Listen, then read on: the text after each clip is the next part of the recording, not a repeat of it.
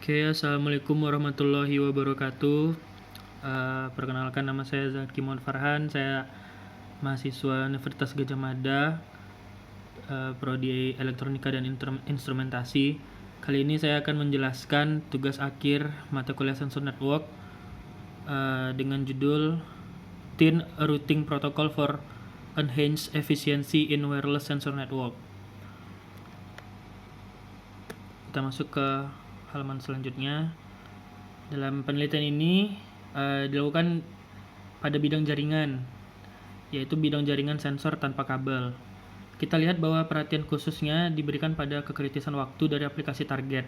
Sebagian besar protokol saat ini mengasumsikan jaringan sensor yang mengumpulkan data secara berskala dari lingkungannya atau menanggapi permintaan tertentu, yang dirasakan bahwa ada kebutuhan dari jaringan yang diarahkan untuk segera menanggapi perubahan atribut yang dirasakan. Penelitian ini juga dipercaya bahwa jaringan sensor harus memberikan pengguna dengan kemampuan untuk mengendalikan pertukaran efisiensi energi, akurasi dan waktu respons secara dinamis. Jadi dalam penelitian yang akan dilakukan, fokusnya adalah pengembangan protokol komunikasi yang dapat memenuhi persyaratan ini. Untuk arsitektur nodenya dibagi menjadi 3. Yang pertama ada memori, kedua ada transmitter, dan ketiga ada sensor. Memori di sini untuk menyimpan data hasil sensing yang diproses di hard threshold maupun soft threshold. Transmitter di sini berfungsi untuk sebagai wadah dalam mensensing data yang akan dilakukan. Dan sensor di sini adalah berfungsi sebagai sensor pada umumnya, yaitu memberitahu penggunanya akan data-data yang masuk ataupun data-data yang keluar. Ini merupakan topologi jaringannya. Bisa dilihat sangat rumit, tetapi memang inilah yang diperlukan untuk membuat sistem ini berjalan. Untuk fault tolerance-nya ada 4. Yang pertama, jaringan sensor adalah data sentris.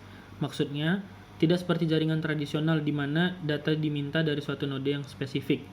Data diminta berdasarkan atribut tertentu, seperti yang mana areanya harus memiliki suhu di atas 50 derajat Fahrenheit.